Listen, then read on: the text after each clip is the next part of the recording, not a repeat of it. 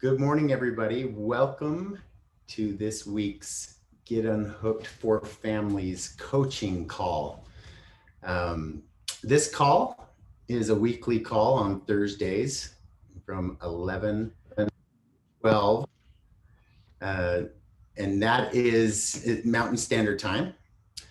So the purpose of this is to really draw upon the principles from Unhooked, which is my book that was published in 2019. There's an image behind me here. And I hope to provide you guys some meat today. So let's dive in. I am really interested in hearing your feedback, and also there's a piece of the book, of the section that we've been studying, which are the principles of motivational interviewing, that I want to touch on today. So kind of how I think we should go is I will do a recap of where we've been, and then we'll talk about developing discrepancy, because that is the last piece to the section or the chapter that we've been in. So let me share my screen of the book. Actually, before I do that, looks like I have to find the spot. I don't want to get you all motion sick, so you can thank me that I'm not scrolling through super fast here. All right. Oh no, that's emotional raincoat. Do you guys remember the emotional raincoat? Are you using your emotional raincoat? I have a special guest. My dad is on the call. Dad, can you chime in? Do you have video or are you just audio? Well, yeah, I can, there you go. How you doing, everybody? Welcome. I have to keep an eye on my boy. You know, he's a troublemaker, and that's why I'm sort of tagging on here. I hope I don't let me be a factor here. I'm just on a fly on the wall. You guys, my dad, as you know, has a section in the book at the end. If you want to hear his words, definitely go there. It's a beautiful section. And Dad, you are you can always expect that I'm going to put you on the spot because you know me. But I would love your insights along the way, and maybe we can kind of co-facilitate this, because it's not very often that we get to have you on. And I hope this doesn't drive you away where we lose you forever in joining these calls because I'm putting you on the spot. But I love you, Dad, and it's dang good to see your face. Is Mom with you? Oh, you're in your office. Cool. She's in the other end of the house, but okay. Well, yeah. Well, you guys, I want to now. I'm going to pull up the screen real quick. Dad, thanks for letting me call you out. If you want to go back to audio, you can. But I love seeing your face because it feels you bring me some comfort here. As far as the book goes, we've been going through how to communicate with our addicted loved one, but it's more in the context of the approach that we take. And so for those of you that are just joining for the first time today, we have gone through the principles found in motivational interviewing. Why do I bring up motivational interviewing? It's the best way. It's the best way that I've found. It's the way that we use in treatment. It's used in therapeutic settings. We have a therapist on the call today, and I won't embarrass her, but it's she would most likely uh, speak to this, that this is absolutely the top of the learning curve. And so we went through, um, I won't, I won't scroll quickly, but we went through the principles of um, how to collaborate versus confront, collaboration versus confrontation. Um, we talked about how to build rapport and trust, which is different. Trust is, I trust you with your word. Um, I trust that you have the ability to help me with X, Y, and Z. Rapport comes when someone understands the feelings that another person is going through, and then you share in that.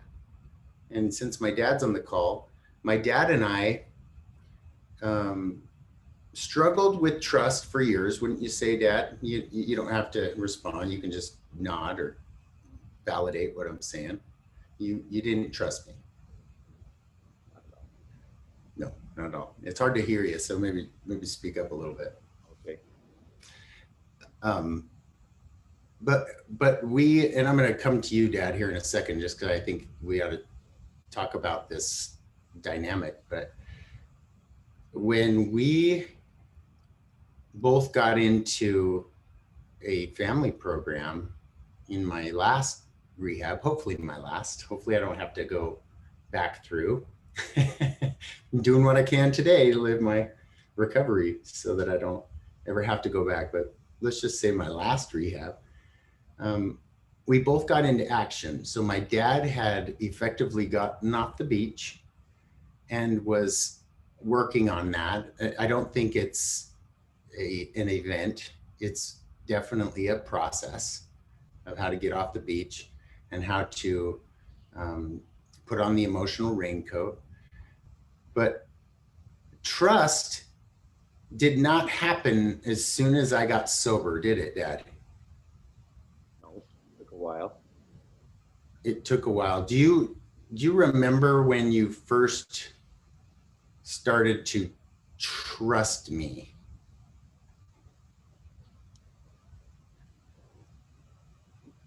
Son, I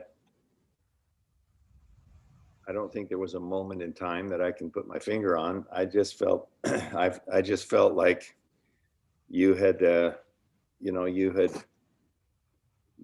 had proven yourself to be untrustworthy for such a long time that I always had my eyebrow raised a little bit. You know, I don't know. I trust you now, and but I don't know that there was a time. I appreciate you saying that because the proof of being untrustworthy is the opposite of what eventually came. And I think you hit it exactly on the head, is that that's not an event either. It's a series of like small um, witness to actions versus words. I think that was the biggest issue in the past where my parents did not trust me, is that there were a lot of words, but my actions wouldn't align. And when I got into recovery, my parents could see my actions. And I'll give you one example that my dad and I, um, when I was in jail, I'm just going to bring up this. Let me kill my screen. I'm feeling inspired to go here instead of there. So when when I was in jail, my dad made me a promise back when I think I was in the contemplation stage of change, because I was still like finding benefit in the lifestyle of using and the people and the fast life. And I also didn't like the consequences that I was getting because I couldn't stay sober. And so the judge kept putting me back in jail because I was in a drug court program. So that's the context. And I remember my dad, um, he's always been incredibly generous, and he won't, it'll be hard for him to accept and receive this compliment. My dad has always been an example of generosity, with charities, with tithing, with helping people. It's just always been that way. And just to edify my dad a little bit more, I would also witness him on holidays, um, help little kids that were sick and families in the area, because he's a pediatrician, who is retired now, but he was always willing to help. And so when it got to um,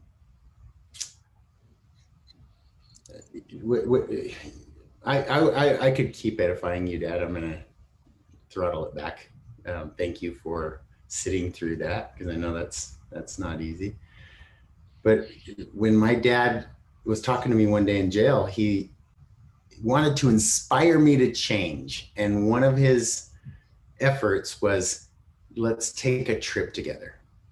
You remember that, Dad? You were like, let's take a trip together. When you graduate drug court, we're going to take a trip together. Well, I graduated drug court and was using within hours after graduation. And so that trip never happened. And I went through 2 more rehabs after that. I went through an outpatient one, and then I went through my last one. And when I finished that, my dad took me up on that offer. And so we went down to Southern California, and he rented a hotel, and it's right on the beach. Went to Newport Beach, if you guys are familiar with that area. And keep in mind, no trust, no rapport. No trust, no rapport. But we began that process. And because my dad was in recovery, he was going to the family program, he was going to 12 step, he was writing his inventory. In fact, to be in that program, he had to have a sponsor. He had to go to a certain number of meetings. My mom and my dad were devouring bibliotherapy, the books that were recommended to them.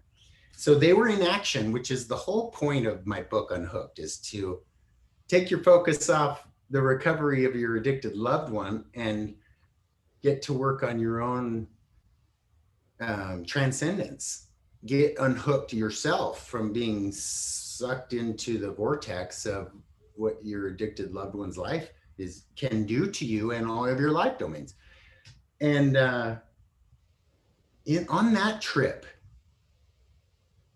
my dad developed trust and rapport with me. One trip, we spent 3 or 4 days down there. I was in an outpatient program at the time. And so I was required to go to a certain number, actually it was a meeting a day. I had to go to 90 meetings in 90 days. And we went to a meeting every single day down in Orange County.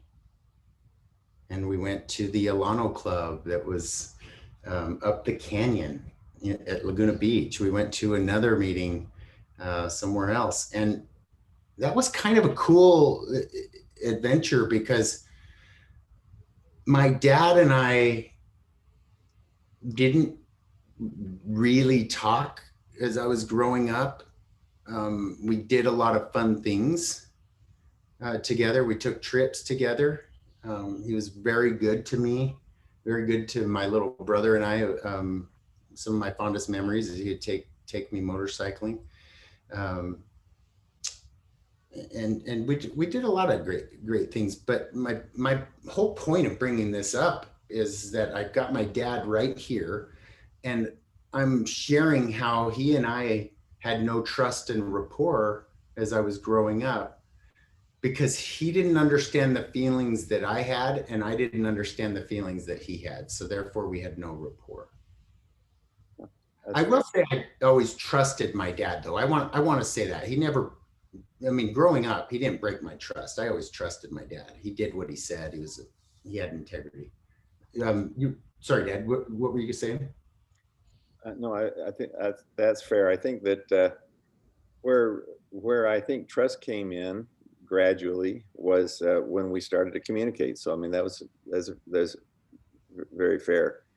You called me. We there was a long time there where even though we lived in different states, there wasn't a day that went by that we didn't talk on the phone, and that was you mostly. It wasn't me initiating it. I was glad and proud of you, and so proud of you coming through recovery successfully and working your program. And I was working my own program. That was probably the most powerful thing in my life. Was I instead of going to the meetings because I had to help you, I realized I had problems of my own, and and going through the steps of recovery myself gave me a clue about about the value of communication and honesty, and a lot of things that I mean, I wasn't totally honest with you in many ways. So we really did have a disconnect once we started talking, and almost every day we got on the phone and talked with each other.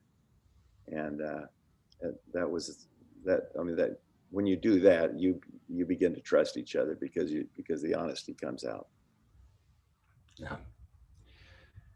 And you guys, I'd like to just point out that the reason I am talking about this is because you are here, hopefully, with the intention to influence your addicted loved one into recovery.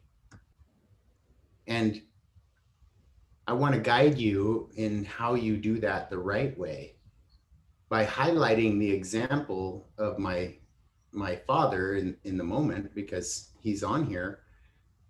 What happened on that trip in California was when we communicated driving. Well, first of all, we flew down there, and just those conversations on the flight, and then the conversations in the car with kind of a stranger. I mean, in a way, my dad was a stranger, and I was for sure a stranger to him in the sense of like who I really am inside and what I'm going through.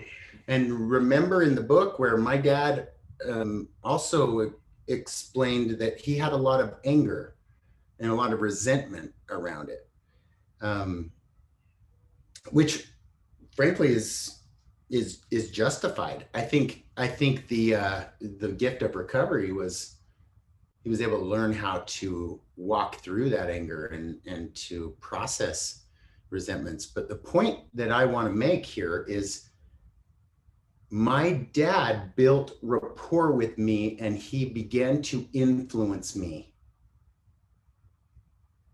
in my recovery process. And I'm not talking about how I influenced him. I'm talking about how he influenced me. And it was all in how he approached me. So had we gone on that trip and my dad played the authority figure and began to give me advice by imposing his ideas on me and telling me all the potential that I had, and all I need to do is this, or, Jason, you really should go to school, or you need to pay off your bills. All of those things which were accurate. He didn't take the authority position with me. He didn't confront me on the fact that I was still smoking. He didn't confront me. And Dad, I'm talking about this trip. I know you confronted me many times prior. on this trip, he didn't confront me when I needed to go have a cigarette and go on a walk. He didn't confront me on the amount of energy drinks I was pounding every single day to cope with my untreated ADHD that I hadn't ever treated with medication properly. I had always self-medicated. He didn't come at me with how to well, I won't share that part, but I was going through a lot of stuff at that time too, um, with other addictions that were flaring up. And so the way my dad approached me, you guys, was that he came in with collaboration. And what that looked like was my dad asked me questions about recovery and what I understood about it, because he was trying to apply those principles in his life. So when he would say, "Hey, I was at a meeting and they were talking about step 3. What was your experience with step 3? Because this guy was sharing this and I didn't make sense of it. What was your experience with step 3?" Tosses the ball over to me. And of course, I'm early in recovery, so I think I can teach courses on the stuff. And I think that I know all the answers. And I have that overshare issue. And so by my dad collaborating with me and evoking and drawing out my ideas and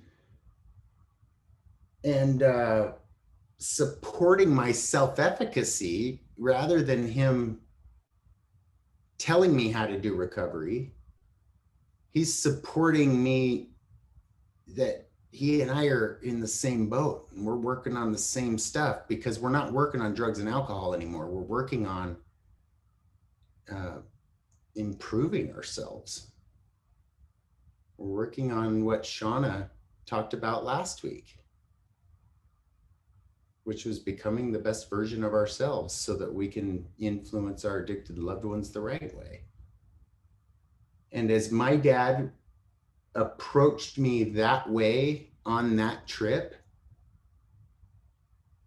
it didn't take long for me to build rapport with him, because I still remember going to a meeting at the Laguna Beach Alano Club, and I remember dropping an F-bomb. And my parents had always talked to us about, use clean language. Profanity isn't attractive. And so I did it almost to like kind of prove myself that I am my own man. But he was supporting my self-efficacy, right? It wasn't like a jab at him. It was, but I remember saying the words as I was sharing at a meeting. Dad, you'll remember this. I said, what I learned, the difference between shame and guilt is that guilt is I effed up, but I said the word. And shame is I am an F up. I am an F up. Do you remember when I said that, Dad? Probably. And you were probably, I sometimes I like to speculate, but at that moment, my dad did not correct me. He didn't throw me silent scorn. He didn't give me a look of disappointment, because his approach had changed. And I share all that with you guys because that's how he used to be. That's how he used to be with me, with my cigarette habit. He was disgusted with me a lot, and he has changed 180 degrees and absolutely began to, he treats me like a brother now. We're brothers. He's my best friend. We're brothers. Do you have anything you want to say about that experience? And You know, and you bring up the smoking thing. To me, it wasn't smoking so much as it was just that I felt that you were rejecting me. It was a complete rejection of everything that I had taught you, and felt that I was responsible as a father to, to teach you. And I couldn't understand why you would trade one addiction for another when you're trying to recover from one. It didn't make sense to me that you'd pick up another habit, which, I mean, I look back at myself and I think, what an idiot, I mean, that's ridiculous. I mean, what's the big deal about smoking? But at that time, it felt like you were totally rejecting me. And that's why that one experience where I came at you really hard, because I saw the pack of cigarettes in your car and I challenged you on it. You said you weren't smoking. And I said, well, there's the evidence right there, son. And I was just so angry with you that you picked up another habit. So boy, we learned a lot. yeah, So unimportant, and trading the possibility of a loving relationship for a principle that had no substance to it. I mean, it's just such a ridiculous issue to take a stand on, and yet it at that time it just seemed so important to me. So, but I'm recovering, son. and my dad has made amends to me many times. He lives in the spirit of step 10, which is promptly admitted or continued to take personal inventory, and when we were wrong, promptly admitted it. And he models what it's like to clean up your side of the street on an ongoing basis. And of course, I've worked on making amends to him, a living amends, and made a genuine, real amends. And so you guys might be asking the question, that's great. Jason was sober at this time when that trip happened and rapport was built. There was no rapport, no trust prior to that. So how does that apply in my situation when my addicted loved one is still in it? Right? So let's go to where you guys are at. And some of you guys have kids that are, or loved ones that are in the preparation action stages of change, and they've got some momentum. And so you can relate to that timeline of early sobriety. But those of you that are still in the space of, I don't know where my loved one is, and I'm not sure if they're going to transcend or not. The reason this applies to you is this truth nugget right here. Witnessing my father and my mother's recovery drew out internal motivation for me to want to change. Let me say that again. Witnessing my father's and my mother's recovery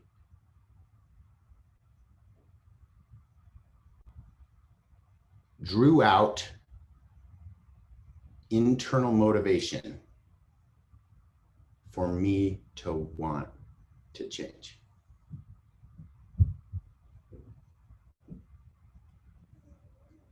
My dad, my mom, they didn't force that. In fact, they didn't even really intend to do that. What they were trying to do was learn how to get off the beach and love it there.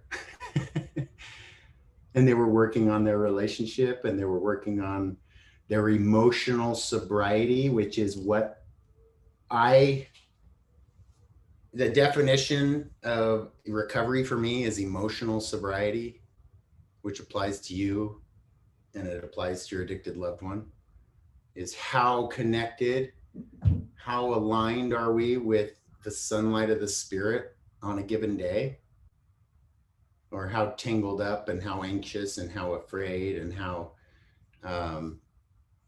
distracted are we living in our natural man or woman versus our spiritual man or woman.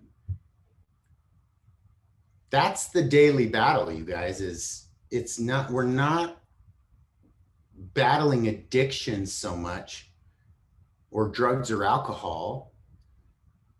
What we're battling as sons and daughters of God is the daily overcoming of our natural man or woman, so that we can become the spiritual version, spiritual man or woman, which that to me is living as a man who is emotionally sober, so that when I'm with my kids, I'm emotionally available to them and I listen to them and I feel their feelings when they get their feelings hurt. My daughter, oh, you guys, my daughter called my son an idiot yesterday. It's the first time she's ever called him a name, ever. And he was broken. He could not stop talking about it, just how it broke his little heart. And Dad, this super private, so we're not going to probably bring it up to them again, but I'm sure Raiden, when he FaceTimes you tonight, he will tell you about being called an idiot, because he is the most tender heart ever. And so I'm emotionally available to him as I sit with him and listen to him and ask him how it makes him feel, and honor his feelings, not talk him out of it, not say, hey dude, don't cry, it's okay, she didn't mean it, imposing ideas, confronting him, saying, don't feel that, you're stronger than that, you're a big boy, you're going to get that a lot in school, so better to get it now, toughen up. No, that's the opposite of this approach. What I want to do is I want to sit with him and hold his hand and let him express his feelings, validate his feelings. And that's all he needed.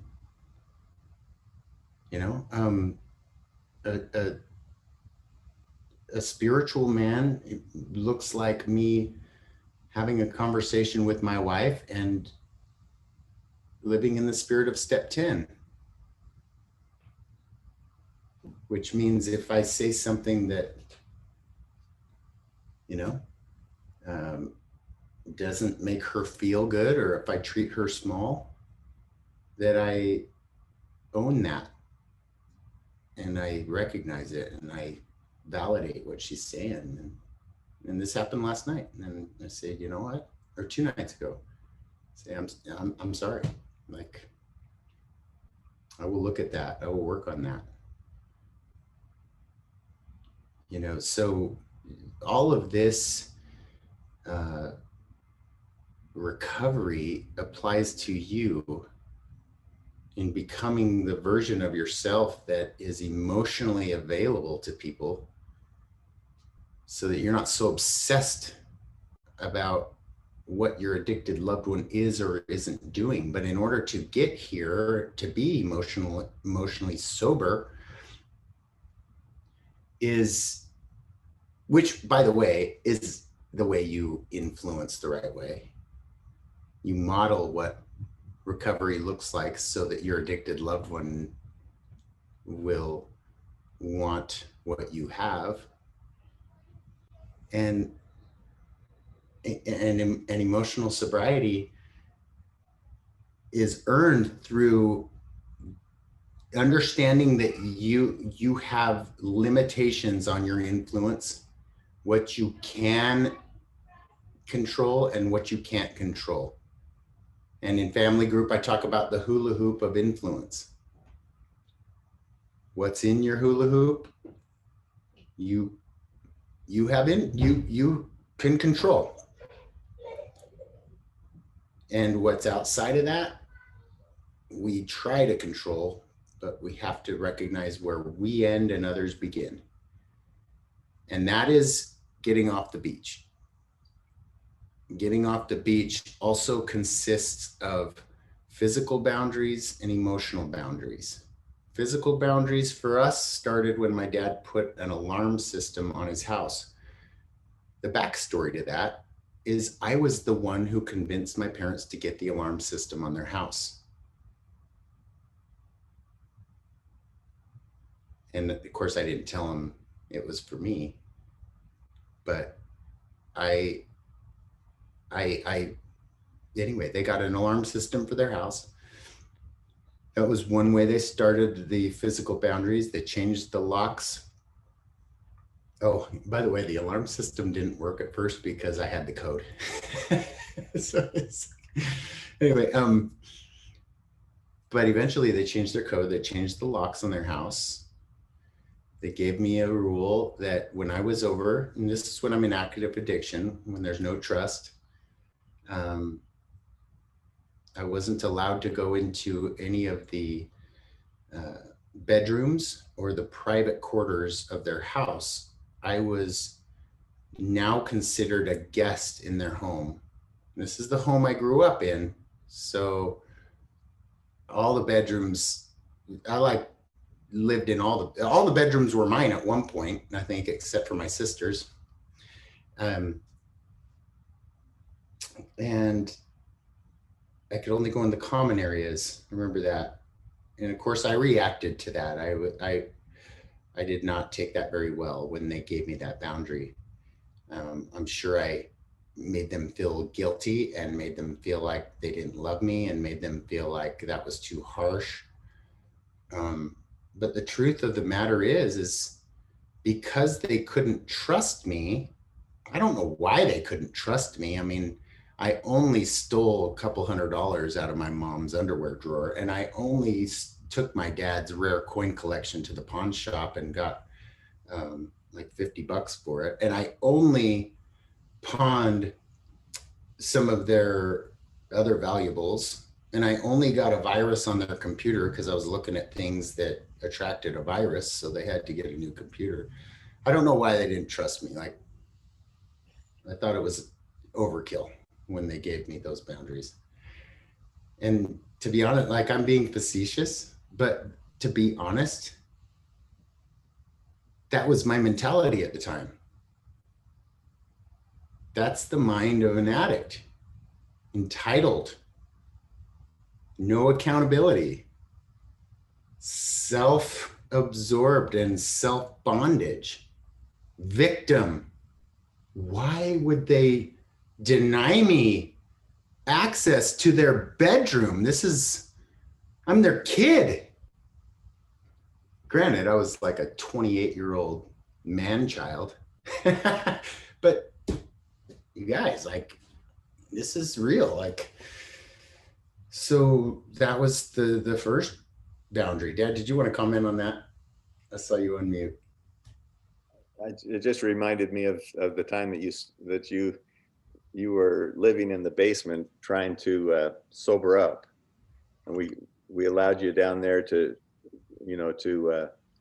see if we could get you sober for a few days, and you instead of going out the door, you decided to sneak out the window. So we found you'd left the house, but you had to sneak out of the window to get out, like some kind of a jailer or something. It was a strange experience.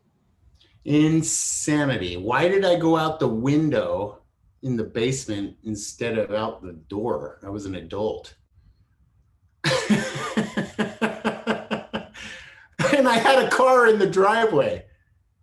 And so I snuck out the window, went to the car, rolled the car out, didn't start the engine because I didn't want them to know I was leaving. And then I flipping started the car rolling down the road. And I was out all night smoking crack cocaine.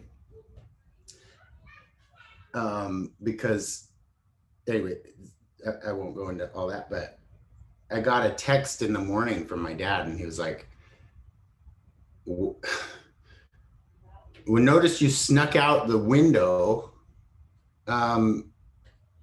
You're not welcome." You know, basically like, don't worry about coming back or something. I can't remember, but it was a boundary. Come on in. Do you want to say hi to the family coaching call? Come on. My dad's on. Oh, all right. Kids, come here. Twinkies, come here.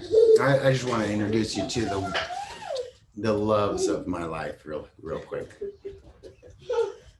Let me pin my, okay. All right. This is Raiden James. Oh boy, there we go. And let's get you up here too. Come here. And my wife's here too. She's setting up something. And I'm hiding because I just got back from the dermatologist.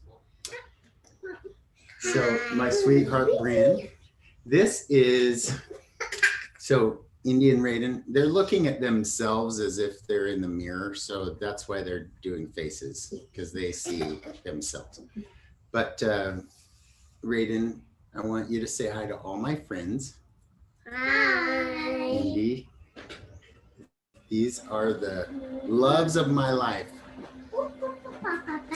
And my wife is printing something really quick, but I would like to get back to what I was saying and then open it up for some comments or questions that you may have for my dad or myself.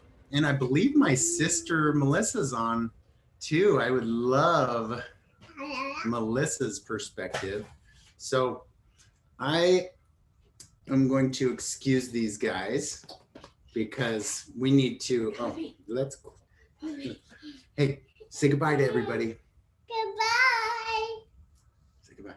Bye-bye. Bye-bye. They're going to be 5. When's your birthday? March 18th. Want to come to our birthday? Oh, you guys are invited to their birthday party, it looks like. And that is my mother's birthday, the same day. And then we celebrate my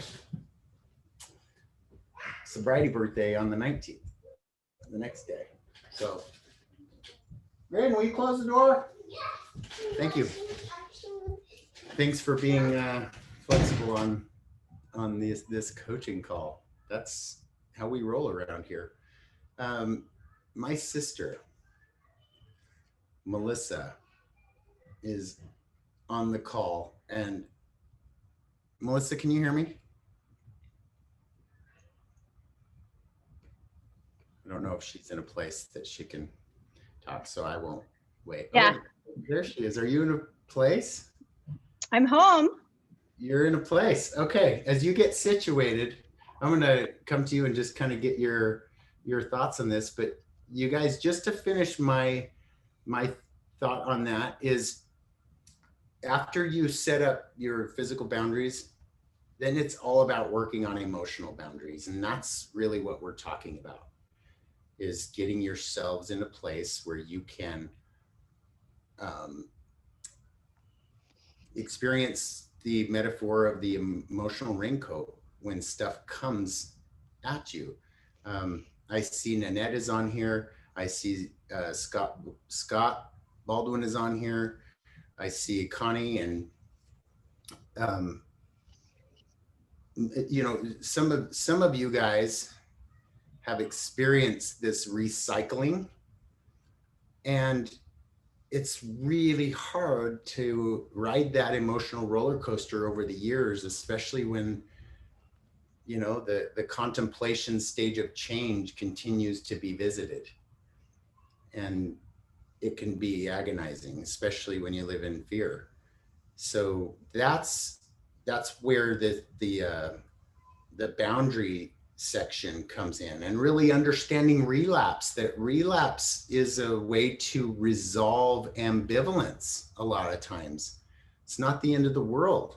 When my clients relapse, we don't just panic and say, oh, you're back to zero. It's like, hey, let's talk through that. What did you learn through that? What do you want? Do you want to be sober? Do you not want to be sober? Well, I do and I don't. Well, all right.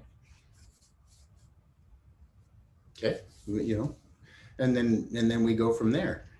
Um, as far as the principles that we're talking about here, it really leads to this well-rounded approach, focusing on your level of emotional sobriety so that you're prepared for what may or may not come. And when you're in that spot, you actually will communicate in a way that will contribute to recovery versus contribute to perpetuating the problem. And that is in the 4 C's that we talked about. But I'd like to just pivot over to my sister and just introduce my beautiful sister, by the way. It was always a pleasure being Melissa's brother, 2 years younger, because when we were in school, I was known as Melissa Coombs' brother. I was not known as Jason Coombs. I was known as Melissa Coombs' brother. And Melissa was known as Jamie Coombs' sister because he was 2 years older than her. So we that's how things rolled. And then my little brother was just known as Jamie, Melissa, and Jason's little brother. And he was pretty insignificant. No, I'm just teasing. But Melissa, any thoughts? What are you thinking about some of these memories and stuff that maybe helped you from a sibling's perspective? I don't know. I mean, I feel like I had a little bit of a buffer because I didn't live in the same home with you through most of that. But I think for me, you asked Dad when he started to trust you. I felt a lot of trust from you when we got together as a family and you started openly sharing where you were at and some of the feelings that you had felt just within our family of feeling inadequate and that you didn't measure up, and just being really transparent about your experiences with how you were handling cravings and how you were working your program. And even though you were super fresh into recovery, I was just blown away by you were past the point of trying to like impress us or give us empty promises. You were just very humble and open, and it made me feel like I could trust you because I could just feel the authentic place that you were at. And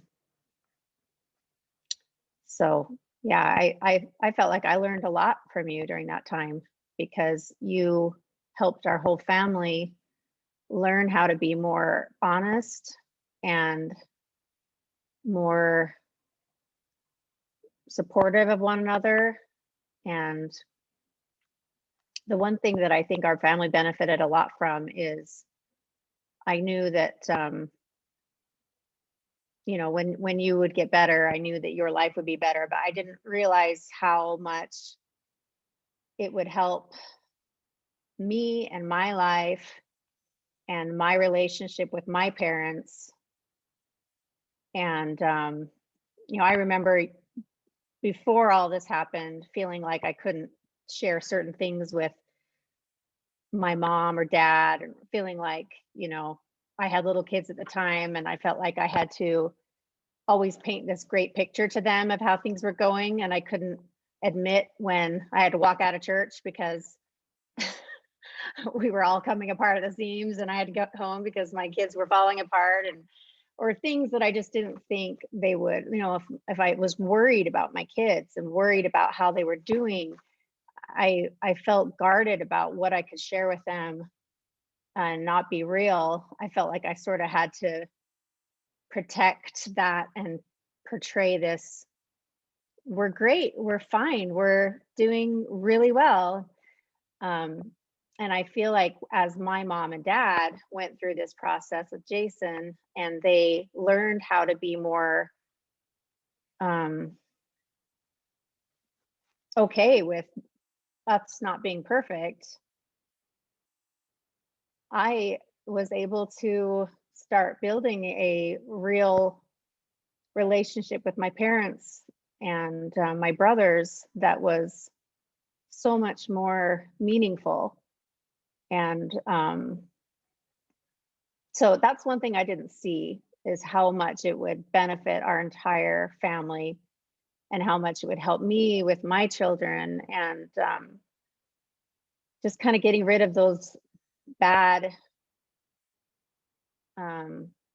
expectations that we had of ourselves and being more real with one another and loving in an actual unconditional way, and honoring people's struggles and honoring that we're all messing up and that we're all flawed and that we all have stuff we're working on. It's helped all of our lives so much more because my parents bought into this whole idea of recovery, and it's affected our entire family, not just one of us, but all of us. And it's still far reaching to the next generation that's growing up. So it's been a real blessing for us. That wasn't really the question you asked. Sorry, it kind of took on a different turn. I just love it. That was, I couldn't have heard I couldn't have said it any better. Thank you. It was also, it's also, so Melissa wrote a section that is in the back, part 2 of Unhooked.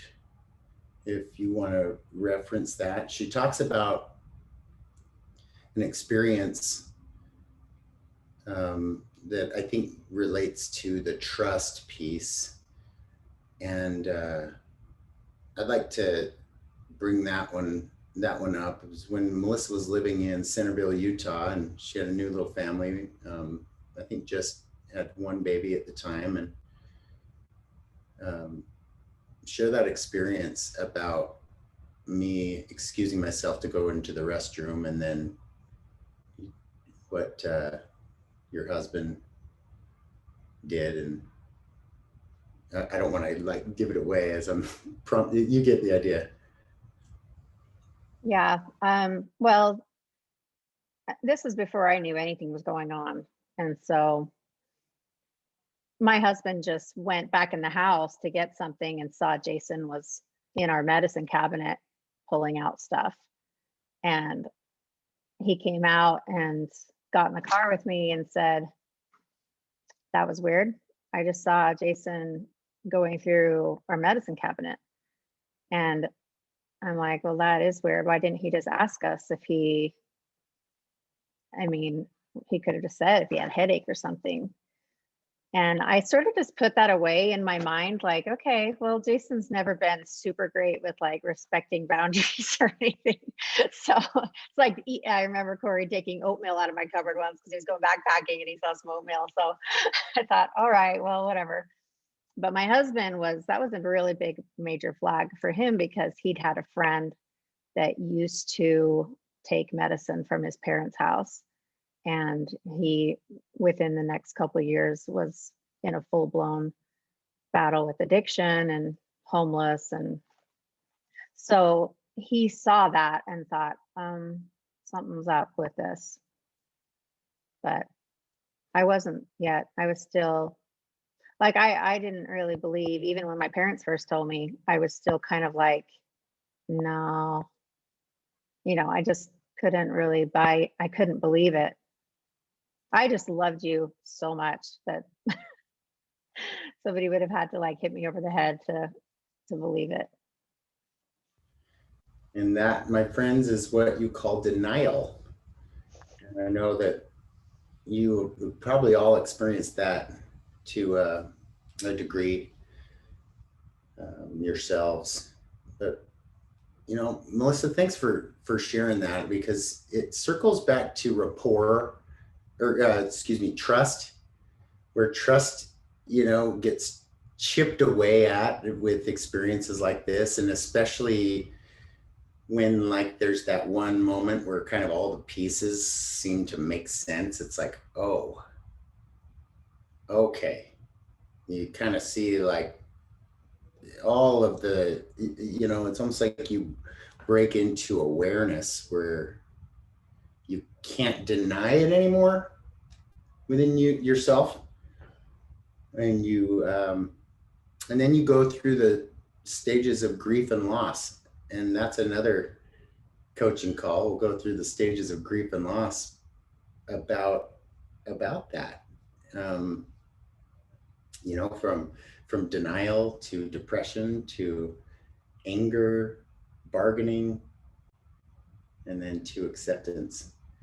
So super good stuff there. But I just want to edify you, Melissa, and thank you for all your support over the years and how you have influenced me the right way. Because as Melissa mentioned, this has spread throughout our family. We had no idea that my sobriety and the work in recovery that my parents got into would alter and shift our entire family system and how we communicate to each other and what topics we discuss, and the vulnerability, which the vulnerability piece is really the important piece. That's where rapport is built. So I know I keep going back through that, but I like to thread principles through these stories so that you guys can see them in a variety of contexts of how important these principles are and how they work. So any final words there, Melissa, or should we just open it up for some questions? No, I don't have much else to add. I was going to say that I remember when Dad went on that trip with you, that I asked him, I remember being kind of scared for him, like, what are you guys going to like say to each other for so long? Because we were at that place where I felt uncomfortable not knowing like what to say to you, where we'd once been like the closest of siblings. We were at this place where I had no idea like how to even like be like normal or to talk to you. And I remember asking Dad, how are you going to like have you're going to be with him for days. What are you going to say? And I remember afterwards, he said how fun it was to be with you and how it just felt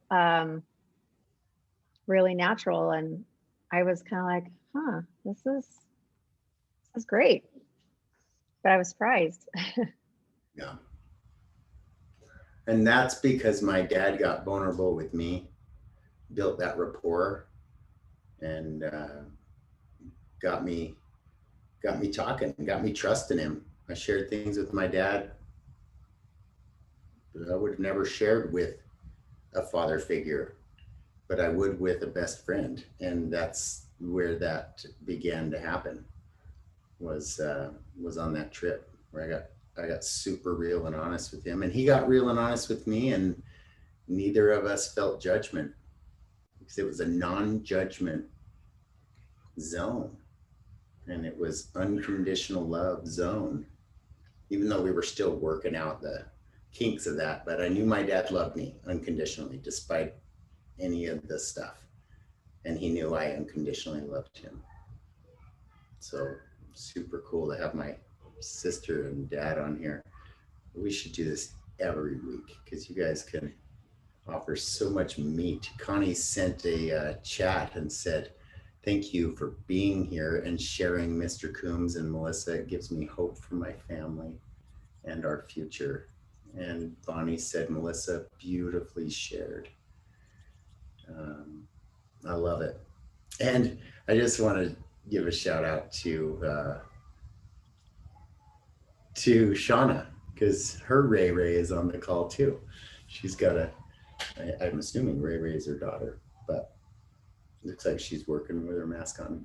So back to questions. Let's open it up for a little bit. If you guys are okay to stay on just a little longer.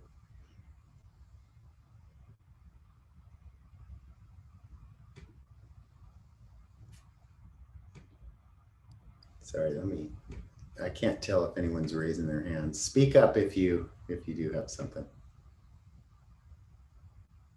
No questions okay.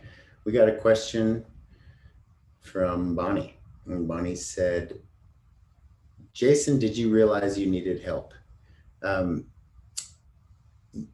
There were times, yes, especially when things got tough for me. And that's when I would offer foxhole prayers, which looked like, oh my gosh, God, I'm in jail again. If you get me out, I promise I will never use again. So I knew I needed help. I just didn't know what kind of help, because the truth is I didn't believe I could overcome. I didn't believe I could change. And that's the lack of self-efficacy piece. I didn't have the confidence that I had it within me to transcend. And that's a real issue. And our clients have the same thing. And so how do you help someone with that going on? What you don't do is throw a bunch of motivational speeches of you can do it, because when the belief is, I truly don't believe I can do it, and someone is saying, you can, you've got potential, you can do it. It's I'm trying to find the right words, but what I will say is it discredits the person that's saying those things. Why? Because they don't understand at the moment what someone's feeling. And to sit with someone who's feeling inadequate and validate it, that's empathy. To feel that with them. And then the vulnerability and the things that we've talked about, and there are ways that we can address and guide someone into self-efficacy and into confidence, but that's for another week. And I'd point people to some of the YouTube videos of Brene Brown. She talks a lot about that particular space of how you empathize and how you help people with walking through that kind of thing. So great question, Bonnie. Any others? You can throw it in the chat or you can speak up. Connie, sister, good to see you. You too. Jason, was there a point where you started to trust yourself that you could do it, that you, or was it? Such a good question. Because clearly you've done it and maintained it, and You know, I'm thank you. reflecting right now on that question, Connie, because it's such a good one. I don't want to give a watered down answer. You can wait on and think about it for next week or so. It's fine. It just occurred to me, while you were talking. Okay, I'm going to share with you all that are either here live in person or watching this recording. I'll tell you where the self-efficacy came for me. And it's this process that I highly recommend for all of you, which is, it's called the daily inventory or nightly journal. But what my process with that is a very real and sincere relationship with my Heavenly Father, because I write letters to him, and I didn't miss a day of writing those,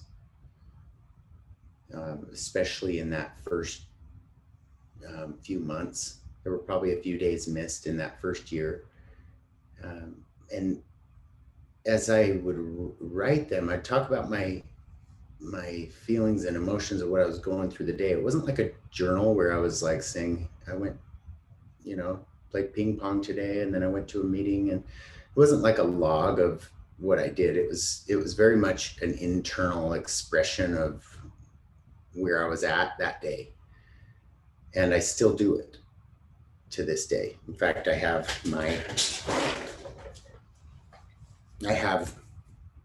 this right here. And I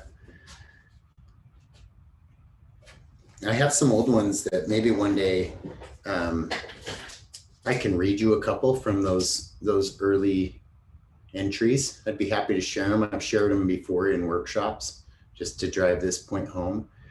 But the process with those is to not just get vulnerable with God. It's the writing process, which, as you know, from a therapeutic standpoint, there's evidence to show that it's effective to write. It's therapeutic to write.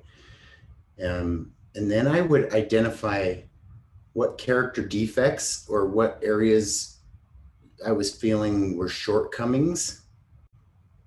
And that was a process that I learned in recovery, which is becoming aware of when I'm selfish, when I'm impatient, when I'm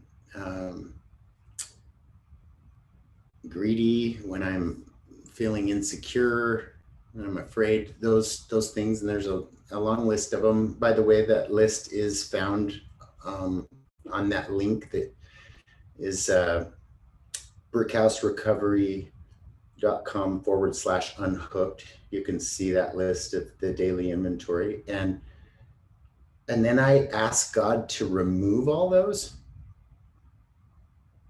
And really it's a decision to say, I don't want these shortcomings anymore. And then I ask him for the opposite. I ask him for the asset. So if I'm being prideful and egotistical and resentful, I ask him for the gift of being forgiving and humble. And then I wrap it up. And that has been the daily process where what I would say the result of doing that was that self-efficacy, was that confidence, because it wasn't ego confidence. It wasn't bravado where it's like, I can do this. It was a quiet confidence that was growing within my spirit and my soul through that relationship with my newfound friend. And that communication that he and I had and continue to have is one of the most sacred processes that I have not only benefited from, but rely on to this day. And I have bins full of these journals that are my letters to God. And maybe one day I'll publish all of them, but there's some that shouldn't be published with expletives in there. I'm pretty real and honest with God. I talk about it in my book, but it's super sacred. And you prompted that today, Connie, and I'm grateful that you did. Just for the simple fact that I think someone needed to hear that, because that process works. Thank you. Appreciate it. You're welcome. Can I ask what's on your mind or in your heart if you're in a place?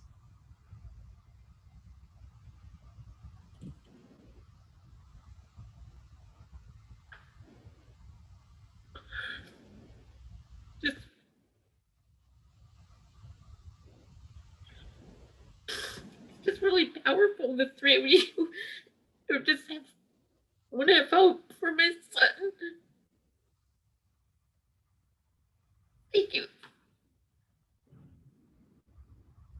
Thank you so much. I love you, sister. Now, you guys,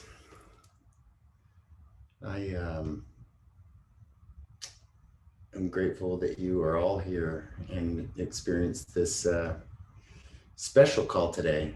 And I know there are friends on here that are listening in and watching the link. But just know that there's hope. There's a lot of hope. And just grateful for my dad. And I'm grateful for my sister. I'm grateful for my mom. I'm grateful for all those that have played a part in being here or helping me get here. So just know I didn't get here quickly.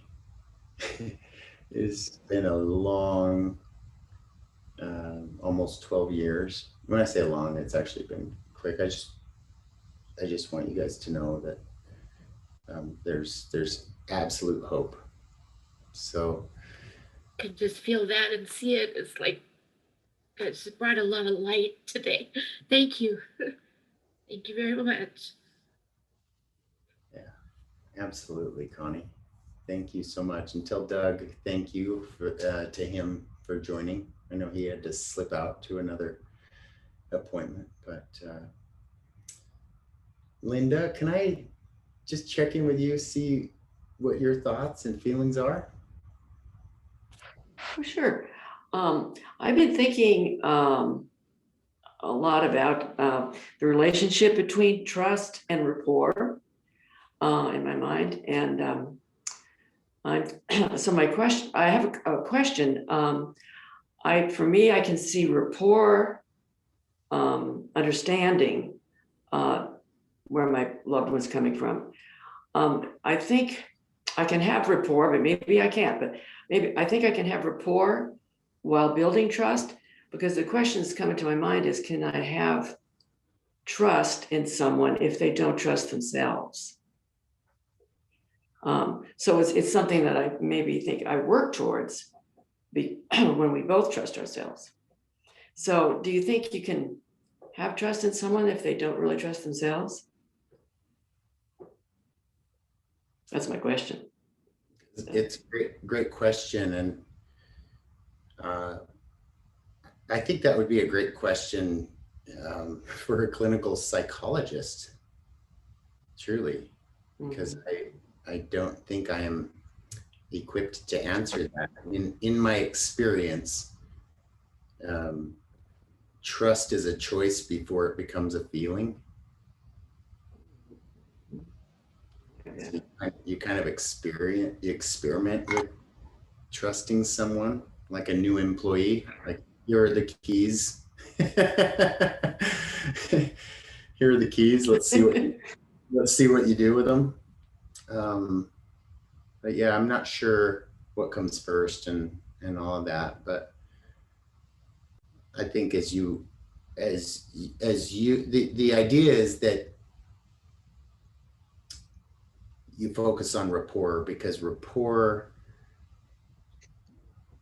your loved one feeling rapport for you is where the walls then come down and you're able to influence. Unless there's rapport, there's little influence. That's why a good sponsor, or when they say, you know, alcoholic to alcoholic helping each other. I talk about this in my book. You know, some naysayers say, it's the blind leading the blind. Don't want to go to those crazy meetings. But the reason why those work, where an alcoholic who has no professional background, it might be a mechanic. When I say professional, clinical professional, he might be a mechanic and a professional at that. And a newcomer comes in, and that mechanic can influence almost immediately if that person's open. Why does that work?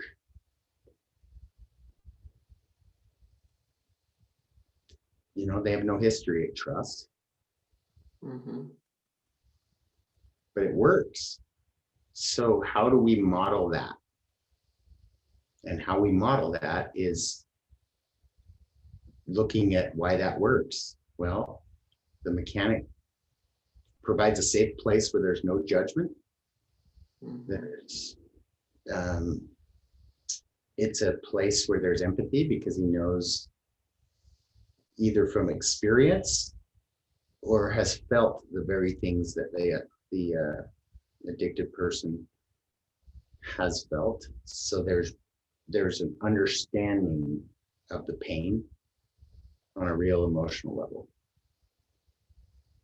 And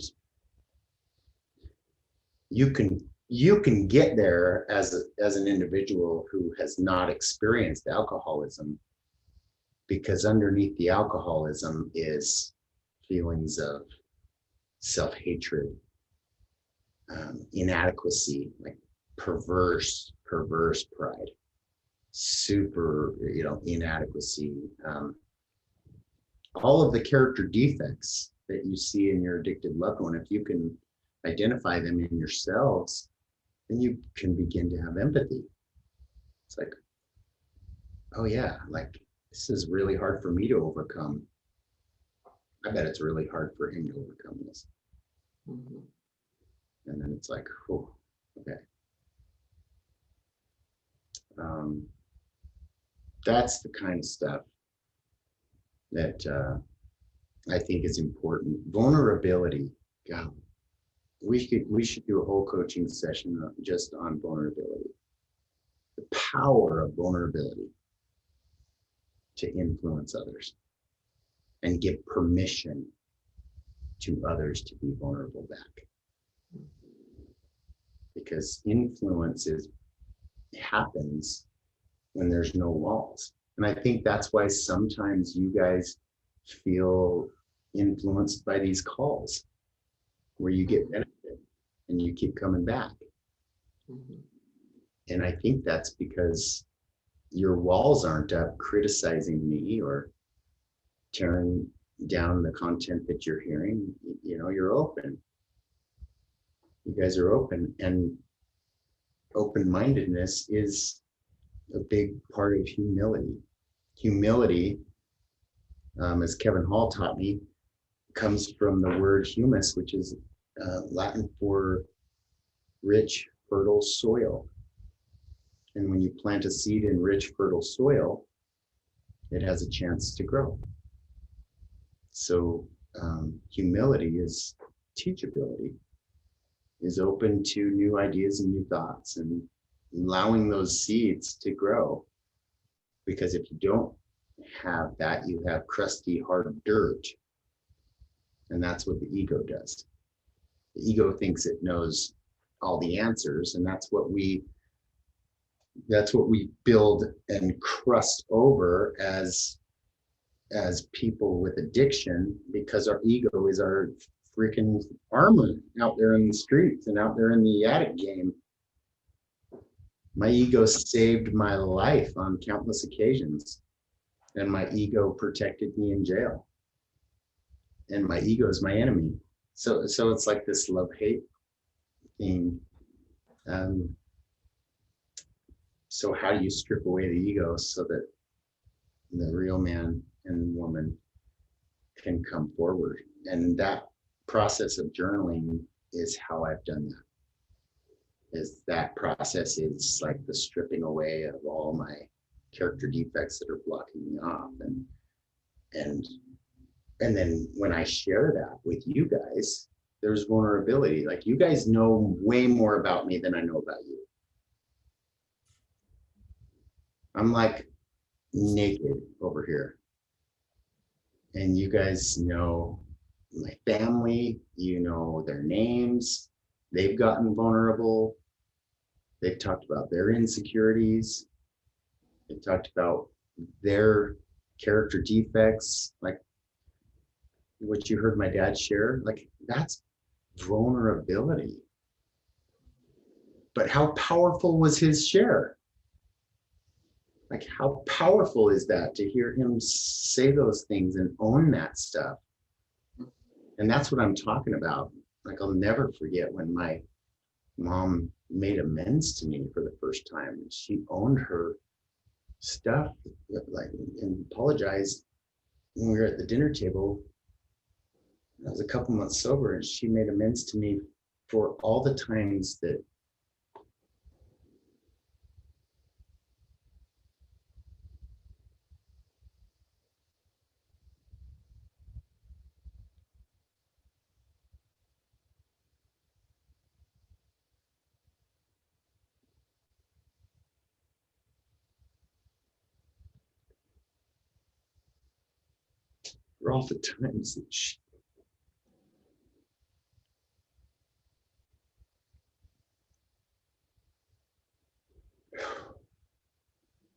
she made me feel small.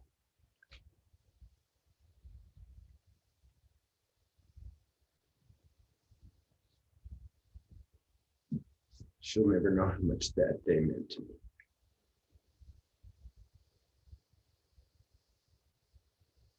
Her rapport credit went up big time. But she could have never done that unless she was working on herself, because it was sincere and real.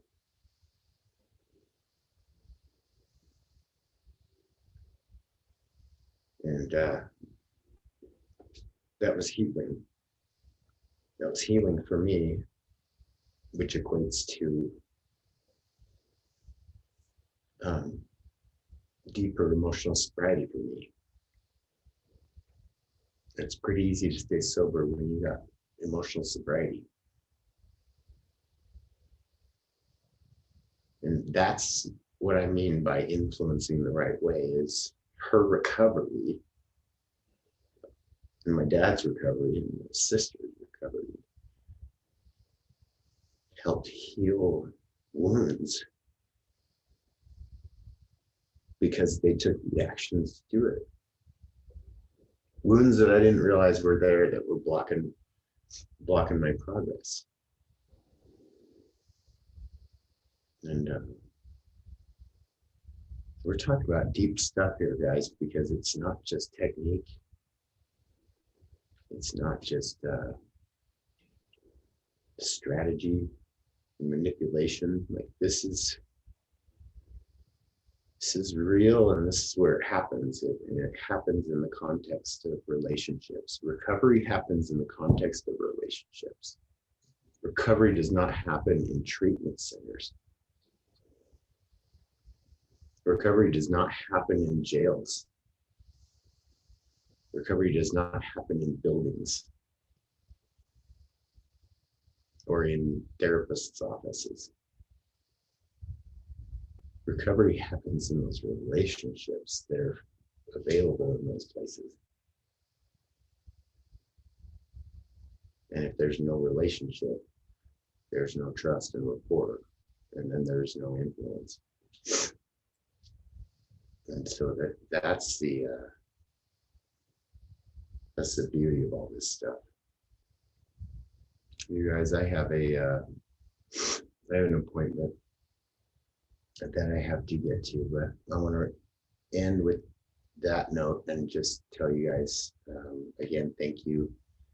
Thank you. More to come. Thank you all.